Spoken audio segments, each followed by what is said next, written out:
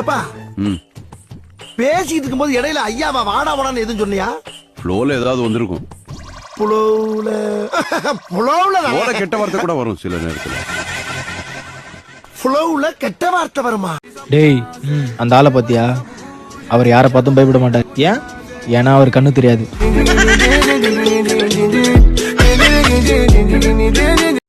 அது மட்டும் இல்ல, நாட்டுல கழுதைக்கு கூட கல்யாணம் பண்ணி வைக்கிறாங்க.